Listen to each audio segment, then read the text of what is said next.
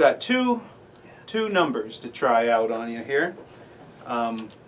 We'll do the Irish one first. Of course, you know I'm into Irish tunes and songs. This is one entitled "The Rights of Man." It's a hornpipe, so it's an instrumental tune. I believe at some point during the history of Ireland, this particular tune was banned by the British, who ruled Ireland for a long, long time, because The Rights of Man, a pamphlet by Thomas Paine, was pretty big in the whole independence revolutionary concepts, which the Irish tried many times before finally succeeding. But anyway, yes, it's in a minor key, and we're going to have a go at it here.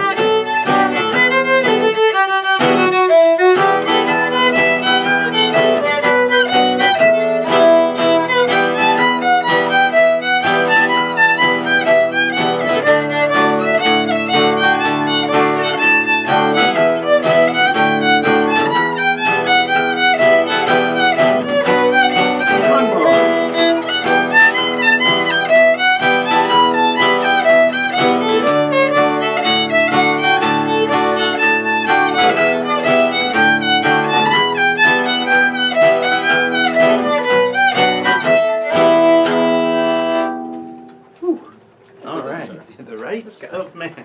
Well, it's getting closer. You know,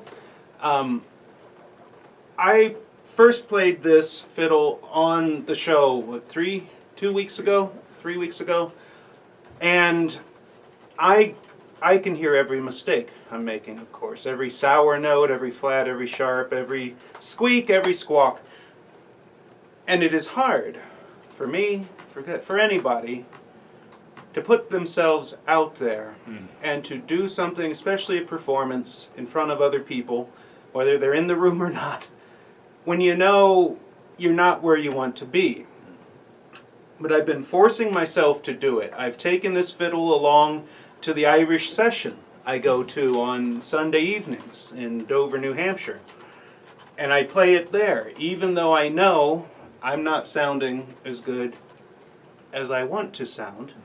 Even though I'm not sounding as good as I could sound on another instrument, like the mandolin or the tenor banjo or even the guitar. And I'm doing that, I'm continuing to play it, you know, to practice and get better, but I'm playing it on the show each week so that those of you out there who might struggle with shyness or stage fright or confidence of like, I can't take my cigar box guitar or whatever and play it in front of people. I'm trying to show you through example that yes, it's hard. Yes, sometimes you can sound bad, but you got to do it anyway, you know? And hopefully, in time, you'll notice yourself getting better. You'll notice fewer mistakes.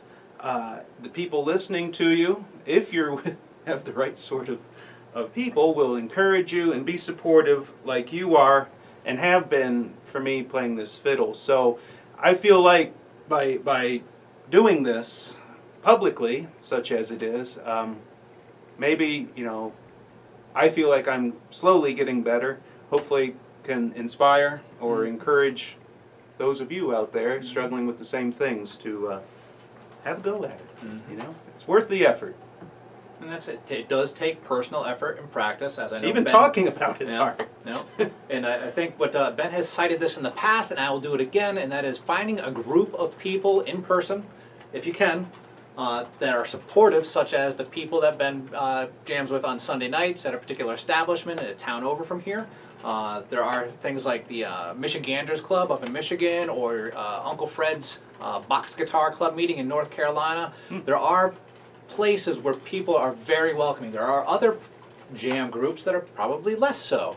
One could cite possibly a group over a few towns over here in Portsmouth, New Hampshire, that's possibly less accepting. But there are groups that take people in of all levels and help just encourage. If you can find a jam session that is supportive and welcoming of all skill levels, that's a big help.